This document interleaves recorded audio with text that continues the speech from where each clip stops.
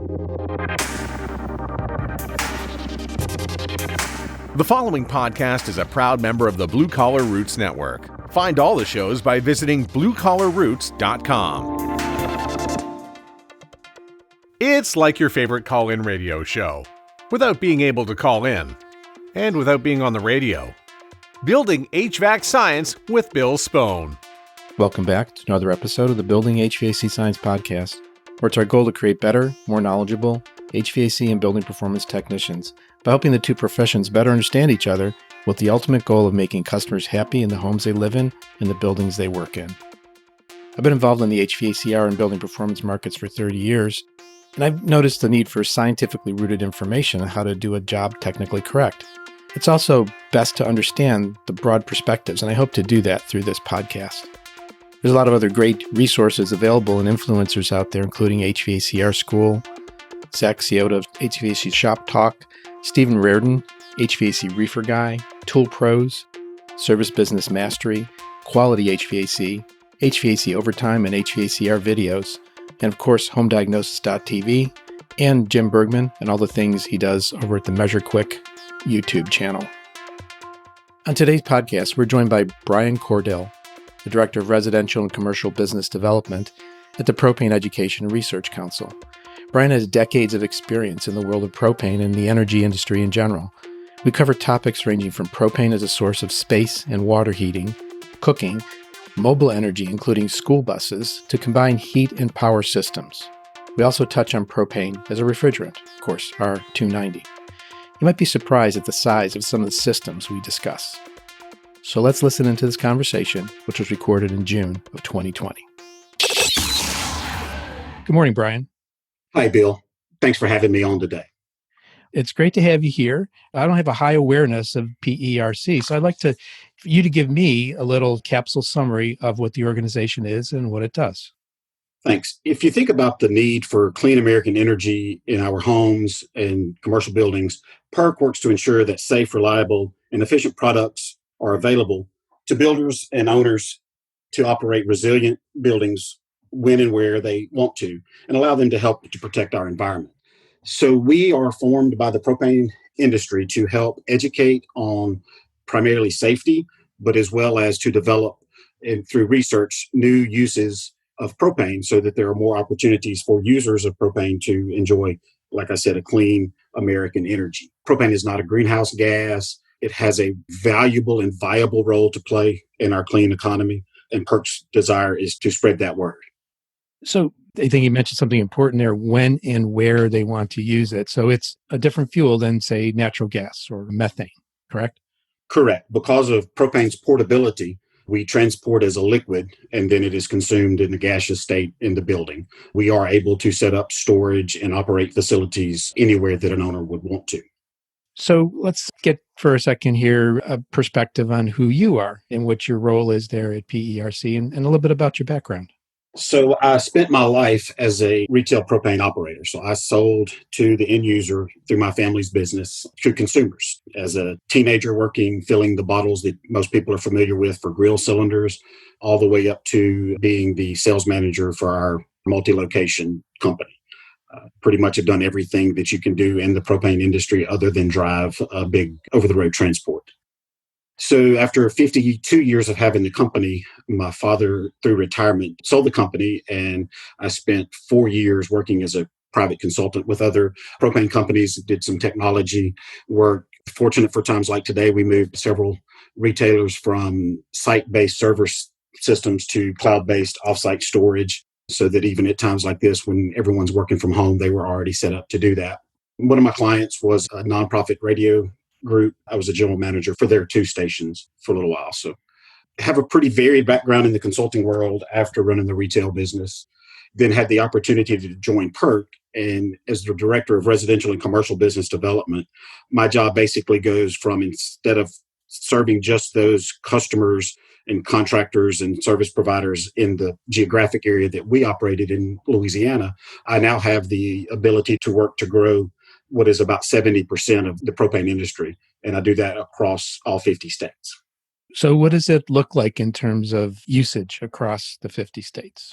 Varied somewhat depending on obviously population density as well as availability of natural gas. We would typically operate. Historically, we looked probably 5 to 10 miles from natural gas infrastructure. We would see developers for residential and commercial properties look to propane. Now that the cost of natural gas expansion is so high, we really look anything within about a mile of current distribution becomes Wow. feasible or cost preferred to do with propane. And in some jurisdictions in the mid-Atlantic and Northeast where there are inability to expand natural gas because of already peaked demand on the distribution facility or where we see some regulatory fights, propane is being installed as close as a quarter of a mile from existing natural gas infrastructure in residential developments. Wow, those are some really interesting trends. I'm a little bit familiar from my background with the oil heating industry, and I would say that's sort of like another delivered fuel, if you will, rather than a pipelined in fuel. What happens with switching? How much switching is going on between in and out of propane, and how do you understand and assess that? Where heating oil is a primary heat source, we see a lot of switching to propane as the HVAC equipment reaches end of life. Some we see before that as consumers are concerned about an oil tank or things that might have developed a problem. Propane is a very safe, clean, non-toxic fuel that's not a greenhouse gas, so it's much safer in many places to use than the oil. One big difference is we store it outdoors, so we don't have a basement option for our tanks. But we see a good bit of fuel switching there. We also see switching in electric markets where the price of electricity has continued to increase as the grid has experienced changes and as loads have increased, and we've seen a higher split in peak cost or demand charges for commercial buildings that have three-phase power coming into them and the cost to operate when they want to operate rather than when the price of electricity is the least expensive. I just want to take a little side step out to talk about propane refrigerant. Before the call, you gave me some really good orientation, the orientation of PERC to propane. So if you could repeat that again for the listeners, I think that's really key. Sure. So when PERC talks about propane, we're referring to the natural fuel of C3H8, 3 carbon atoms and 8 hydrogen atoms. So PERC deals with the odorized product of propane. So like all the gases, it's odorless, colorless, tasteless, and there's a safety measure added, a chemical called ethyl mercaptan that's added to propane so that you can smell it. You smell that stench, that rotten egg smell. Our refrigerant, R290, is an unodorized under a class of high purity gases that is not covered under our congressional act or the act that created PERC. And so we do not work to develop increased uses of the refrigerant. However, we do want to be sure we cover the safety aspect that it is not safe and not intended for you to use traditional residential or commercial delivered fuel as a refrigerant, that it is a very specific makeup for the R290. Yeah, it's a fuel, and it's a very different task or use for the product. Speaking of as a fuel, can you talk a little bit towards the switching aspect from natural gas to propane? I know from my background that it's not the same element, so it doesn't burn the same way. So do you have educational resources to help people understand that you just can't plug in propane to a natural gas system, a natural gas appliance, for example?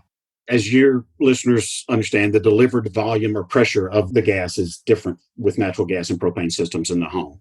Natural gas delivery is typically at a nominal quarter pound or 8 inches of water column, when propane is a half pound or 11 inches of water column in the home to the appliance. So if you were to connect propane to a natural gas appliance, you would have roughly twice the pressure of gas coming through the orifices. You would see an inappropriate air fuel mix and the flame lifting off the burner of a range or that sort of thing. Fortunately, the manufacturers provide the product so that it can be easily adjusted. The regulator on the appliance can be adjusted. The orifices can be adjusted in the air mixer so that you have the proper fuel air mix. Same for your furnaces. Even tankless water heaters are, while they're typically shipped as one fuel or the other, their manufacturers do have conversion systems available for those. Yeah, it's absolutely important, especially if there's any consumers listening, that it's just not plug and play fuel change. There's mechanical things, and you need to have a trained and perhaps even certified tradesperson make that conversion. Is that correct? Yes, if anybody listening doesn't understand, we always want you to contact a local trained professional, whether that be your propane marketer, your HVAC professional, your appliance repair person. Propane is a tremendously safe fuel. It's trusted by more than 50 million homes in the United States. But like everything else, we want to respect it. Is PERC involved with, say, outdoor gas grills and that kind of thing, or heating elements or things like that? Is that still part of your purview? Yes, I go all the way from the small patio barbecue up to 150 tons of commercial cooling and heating on a building. And so everything in the residential market and commercial markets would be under my purvey and what I work to grow and expand and keep users happy and safe with a clean fuel. You'd mentioned the larger systems up to 150 tons. Can you talk a little, maybe not like in super technical detail, but just a little bit of detail about how those systems work? And if I'm not correct, they can also work as cooling systems. Is that correct? That's correct. So much as you have an electric driven heat pump that uses an electric motor to turn or to power a compressor, we can, with gas fired heat pump technology, turn that a similar compressor to move heat or cold in either direction. So the product is generally commercially specified starting at about 15 tons, but that 15 tons can then be zoned through multiple air handlers. Just that's sort of where the break-even point starts. And then, like I said, we install it in series up to 150 tons. I mean, technically, we could go larger than that. That's just the largest project that I'm familiar with going. So it's an engine-driven product that is completely powered by propane. So the engine drives the compressor, not the electric motor. Where we see challenges in California due to the cost of electricity or the unavailability of electricity because of public safety shutdowns, or we see in areas where there's commercial installations that don't have the electrical infrastructure to support a large new project, we can shed load for that building by taking care of the heating and cooling, the water heating, backup power generation, all of those things on propane so that the electricity that is there can meet the light bulb and igniter requirements that the building would have. Very interesting. So let's diverge or go back to the website. Why don't you give us the web address, the general address, and talk a little bit about the resources that you have there. So it's propane.com. We're very fortunate to have an easy to remember URL. There you go. So www.propane.com. And on there, you'll find resources for consumers, for building professionals, for commercial building operators, for safety tips, for information about research that we've partnered with or produced. So there's case studies about all the topics and products that I'll mention today are available at propane.com. There's a search bar in the top right corner that you can type in what you're looking for and it'll populate with the resources that we have. There's also a bright red button that helps you find a retailer. So if you have a question in your local area and you want to find someone of expertise, type in your zip code and the range that you're willing to look for and it'll populate with suppliers there. Do you have, quote unquote, all the suppliers on board? How about your penetration into suppliers?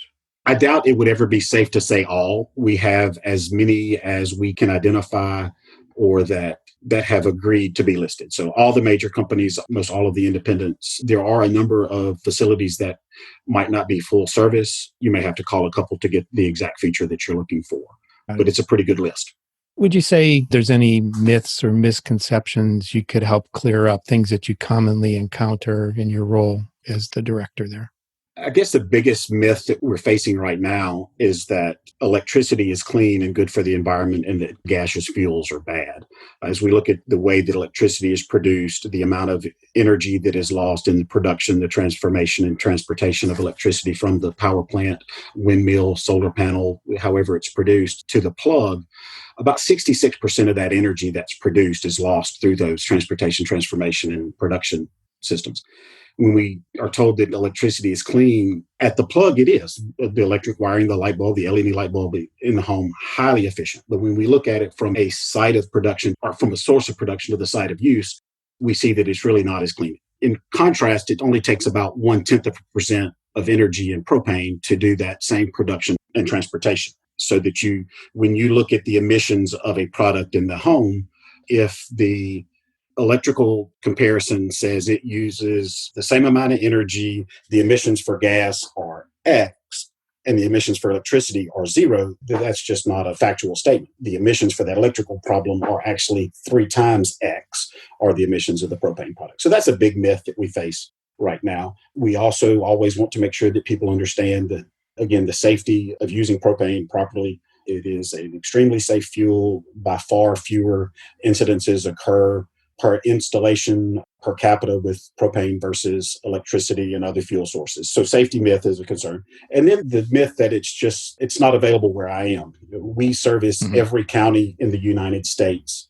We can serve you where you are, where you want to build, or where you need to have high performance, high efficiency, and a low cost option. Very good. Give me some perspective, even though your role is, of course, like I think you said, congressionally mandated. Is that correct? Is that the term you use? Or Correct. congressionally Congressionally created. created? So the Propane Education and Research Act was passed by Congress in the late 90s. And since then, we have operated funded by the industry to grow through that education, research, and safety message. Got it. So I'm going to ask you to step outside that and just give us a global perspective on propane, if you could. We focus on the 50 states here at PERC. Globally, propane is a number 3 used fuel for autogas vehicles. It's the number one, or it is moving to be the number one source of energy for cooking, which that move, when we look globally, is significant because we're moving from biofuels or biomass, high carbon intense emitters to a clean fuel, moving from wood or charcoal to gas for those individuals across the world is considerably significant. It's also used, we look at gas use in the tankless water heater market in the United States and the growth that we've seen since 1985, but that technology's been used and deployed around the world before that. In fact, the tankless water heater that first came to the U.S. market was brought from a French manufacturer in 1985, I believe. And my dad got one in 86, and I've been selling them ever since. It's really great not to have hot water. I think my wife is probably the best seller of tankless water heaters that we ever had. When we married, the first time she tried to take a nice bath in the old cast iron tub in the middle of the winter, it barely got the tub hot before she ran out of hot water.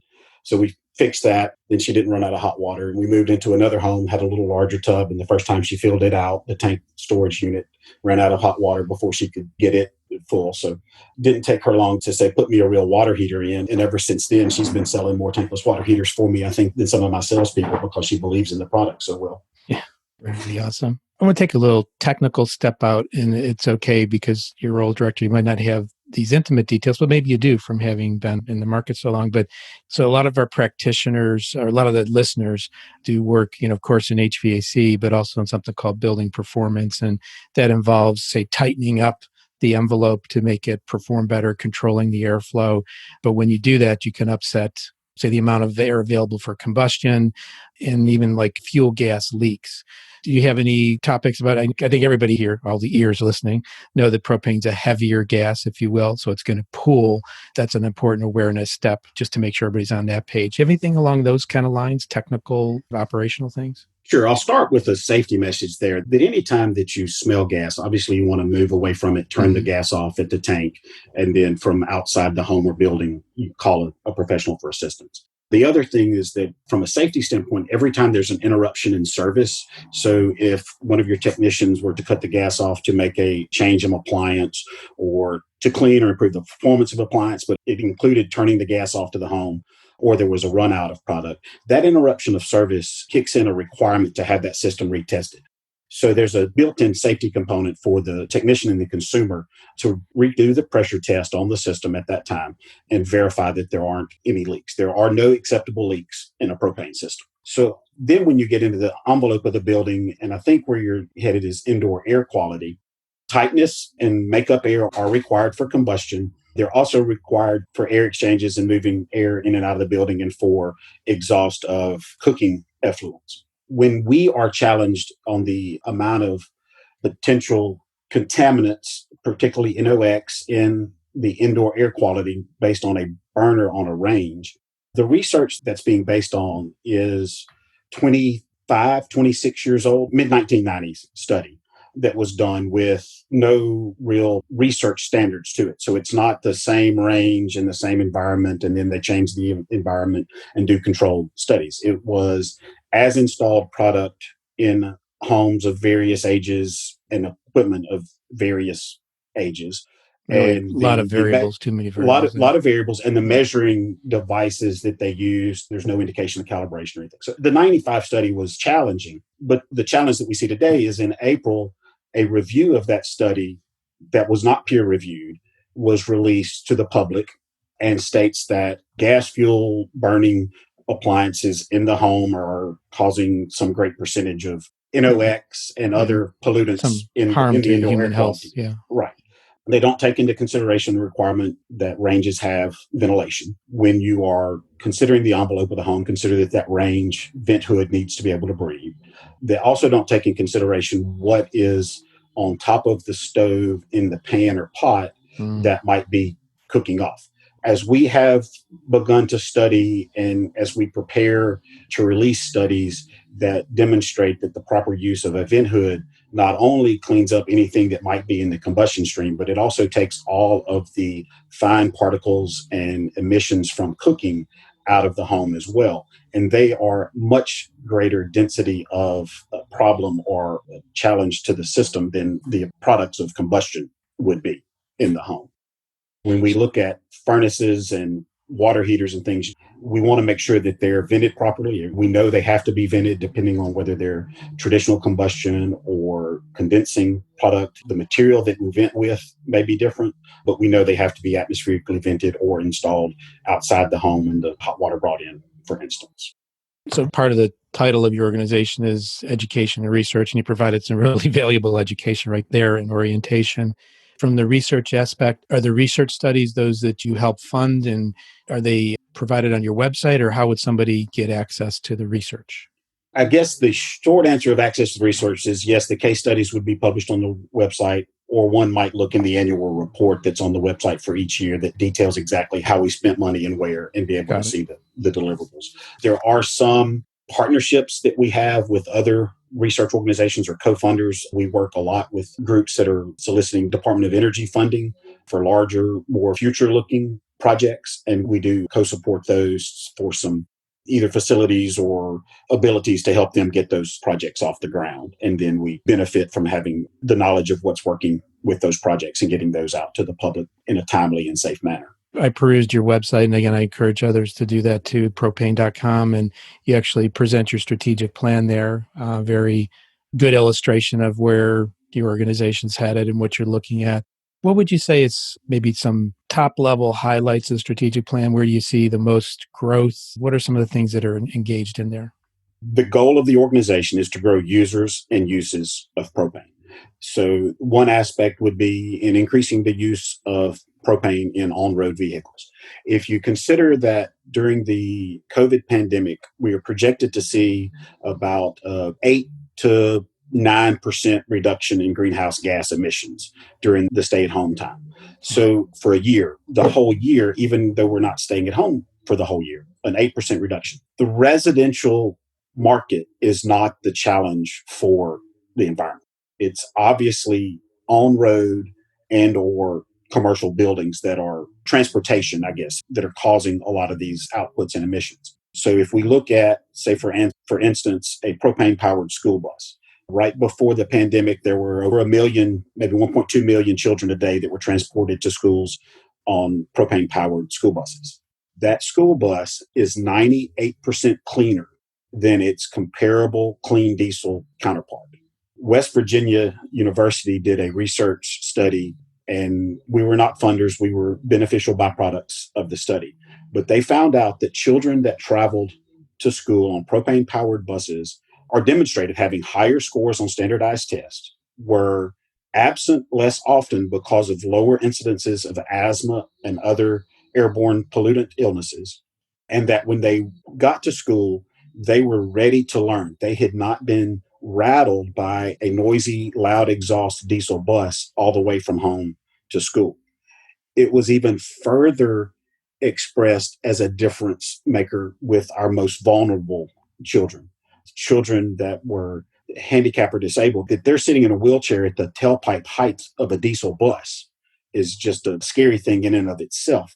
But those students had even a more remarkable increase because they got to school safe and less disturbed than on that diesel bus. So growing uses of auto gas is a big potential for the propane industry. Another way we want to provide growth is when we look at our agricultural markets. And say, for instance, in California, they have some regions that are pretty well known for their grape growing ability and what they do with them after they grow them. It costs a farmer or vintner more to irrigate his grapes with electricity than it does to run a propane powered generator and power the same electric pump, because of the electric rates in those markets and the demand charges for a commercial customer during the day. Time So, of use. Yep. right. So that's a pretty good demonstrator of how powerful and clean propane can be. One of the neat things about the portable propane generator, and we're portable and our power is portable, is we're actually used, and there have been developed fast chargers for electric vehicles that can be deployed, particularly larger buses that don't have the range that they need to operate in municipalities, so that we can go out and rescue an electric vehicle and charge it up. We're participating in a study to demonstrate that it is cleaner and cheaper to use propane powered generators on site to charge electric vehicles than it is to use the grid power that is supplied to those chargers. So just really neat research that we're able to do with some of our partners to demonstrate, again, the challenge or the myth that electricity is clean and readily available and the best alternative. In the what we would call the off-road or material handling market, we see growth opportunities as we get back to shipping the indoor air quality of a propane powered forklift or a propane powered concrete finisher is safe. If you use diesel or gasoline products, you're looking at carbon monoxide buildups and things that you wouldn't want to expose your workers to. So being able to have a propane powered lawnmower that you can use on a non-attainment day in a area, so that commercial cutters or lawnmower cutters are able to operate all day with a propane unit where they're restricted to non-red flag times with diesel or gasoline powered equipment. A lot of what you hear is power in what we describe. So the engine fuel component of propane is an area where we see a lot of growth opportunity, including using that engine, like I mentioned, for the gas-fired heat pump, air conditioning and heating, but also for combined heat and power units. As we see the cost of electrical equipment and electricity rise, the combined heat and power units are becoming more economically attainable for most projects, with a payback in a time frame that building operators would see as acceptable. So when we talk about combined heat and power, in most cases that's taking some sort of gas powered engine and using basically the alternator as or a generator to create electricity, and pulling the waste heat of ignition off as hot water. Then we can take that hot water or steam, depending on the technology, and use that for distributed heat, domestic hot water heating, pool heating, anything that you would use the heat for. It also would produce enough electricity in the summer to run the condenser side. So a lot of future growth. Right now, the cost-effective locations would be in light commercial or light to heavy commercial. 50 kW outputs are really feasible, particularly in buildings that have either a high uptime requirement or a high cost of being down. Currently, we would use a backup power generator for a system like that would keep the building up and running. We have some customers that a shutdown of electricity to their facility might be $1 million outage, because the process that they're in the middle of is disrupted and it has to be thrown out, and that batch might be $1 million. Or a facility that, if it's suddenly shut down, takes 3 to 6 weeks to clean and restart the facility. So what we are currently doing with backup power, we are researching and bringing to market opportunities to do what we would call prime power or primary power rather than backup. I know that's lots of different things, but it's the great benefit of being a portable, clean American fuel is that we can meet so many different people's needs. That's a tremendous overview, and you obviously know from A to Z what the market and the product, and that's fantastic. And I really feel fortunate to have you on the podcast today. One thing I want to do is go all the way upstream to, and I think the word is upstream, but the sources of the fuel. You talked a little bit earlier about the transportation costs relative to electricity and things like that. Can you give us a little visual in our minds about where the fuel comes from to its point of use? So we are a fuel that is in a group of fuels called associated natural gas liquids. So we're naturally occurring in the ground, we would be in a liquid state. So in production of a natural gas well or an oil well, we would be one of the associated natural gas liquids. And depending on where that was produced, moved to, if it's an oil production, we might be a byproduct of refining for gasoline. If it's what's called a gas fractionator, we might be a byproduct of the focused production of natural gas. Or we are growing and we are being able to produce renewable propane as a byproduct from processing fats and other waste products. So from those locations, so from the refinery, the fractionator, or the renewable fuels production point, we are then transported either by rail, by pipeline, or by transport truck to a marketer or propane retailer's location where they would have on-site storage. And then they would move that product from their storage to your home or business on a smaller vehicle that we would call a bobtail truck. And then you would have your storage on site. That on-site storage gives you a great amount of comfort and resiliency, knowing that you're able to make purchases and have stored fuels and not be subject to outages like you are with a dependent utility or electric service that you might get other energy from. One question comes to mind, a little thorny question perhaps. You seem dependent upon your competitors to some extent, competitive fuels.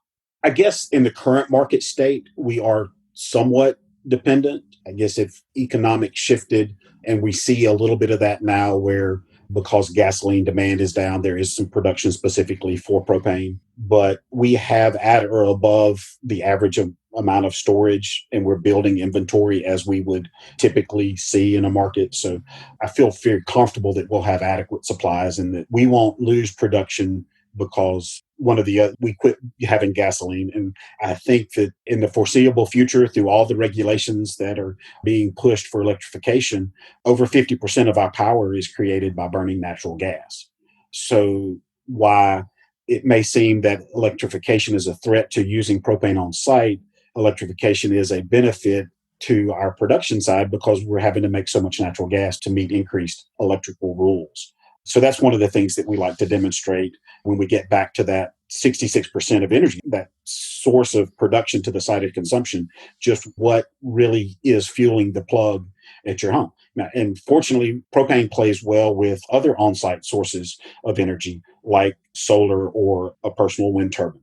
We can actually be the linchpin to help solar power the light bulbs and low amperage loads in the home, while propane takes care of the high heat, water heat, those demands that if you think about all of the 240 volt breakers in the home, if you could eliminate all of those, then you could have a solar panel on your home that would supply that low amperage 120 volt demand in the home for light bulbs, fans, air conditioner, condensers.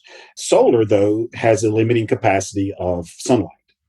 So if you pair solar with some sort of on-site electric storage device, connect it to a propane generator or combined heat and power unit, now you've got a single source that can provide you the resiliency of a battery charger or take over and provide the full amount of energy needed for the home if in an extended period of rain or snowfall on the panels or any of those various. But that integration of the backup generator with the solar allows the propane, that control switch, automatic transfer switch, to be the linchpin and let propane help solar work better on the property. Another instance where that's important is if, again, when we look at public safety shutdowns for power, if your solar is on a net metered system, that means it goes out to the grid and then comes back into your home for use. When we shut the grid down, the power in the solar can't get out to the home, so you don't even have the benefit of that power in your home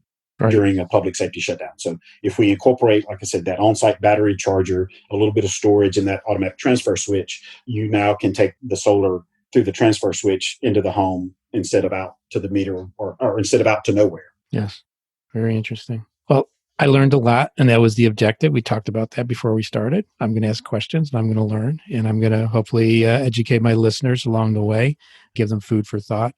Is there any points you wanted to cover as we wrap up here? Sure. So we talked a little bit about indoor air quality and the tightness of homes, and we talked about the listeners that are raters or looking at energy profiles from home. I just want to make sure and point out one particular product on the website. When you look at how propane works in zero net energy construction, we are, and again, it's supporting that solar. It's getting those high amperage loads out of the home so that the on-site solar can produce the energy load for the home. We are a key player in getting your homes to zero and getting your customers and consumers to zero while being comfortable. So your gas furnace is 98% efficient AFUE appliance that will produce air in the home at about 134 to 138 degrees at the register. A cold climate heat pump that would cost anywhere from 30 to 50% more to purchase will produce air at the register at 90 degrees Fahrenheit. So it is cooler than your body temperature. So consumers in the end up trying to raise the thermostat to get the same level of comfort. So just consider the consumer, consider the high efficiency gas appliances. And when you're looking at it as a net zero project, when it gets to water heat, and there's testimonials, there's videos recently produced and released on the website where even in Monterey, California, an HVAC professional says, and I quote, "I defy my customers to run out of hot water with a propane fired tankless system." So just remember, we can help you get your projects to a net zero level. Very interesting. It's a great building block in kind of this whole system of energy use for consumers. But I'm glad you also gave us highlights into the other uses, the industrial uses, the on-road uses, the off-road uses too. So this is a great overview for me. And I thank you for coming on here today. I really appreciate it, Bill. And again, propane.com. If your listeners need me, it's Bryan, Bryan Cordill, Cordill @propane.com. Happy to help. Great. And I will put the link and your email address in the show notes. So anybody listening, if you didn't jot that down, just go back up to the show notes and you can grab that info there. Thank you again, Bryan, for coming on here today. We look forward to having our listeners tune in and look at the educational resources and uses and your strategic plan for propane and PERC. Thanks again. Thank you. Thank you for listening to this episode of the Building HVAC Science Podcast. You can learn more about the mission and work of the Propane Education Research Council by going to propane.com. There's also a link in the show notes if you want to learn a little bit more about Bryan Cordill from his LinkedIn bio. If you want to keep up with other things that I find interesting, you can follow Building HVAC Science on Facebook by typing Building HVAC Science into the Facebook search bar. Building HVAC Science is a production of TrueTech Tools Limited, which is the company I own and work for. If you are in ever need of any kind of great test and measurement tools for HVAC or building performance, please consider shopping at truetechtools.com. Thanks and have a great day. We look forward to having you back to listen to more of the Building HVAC Science Podcast.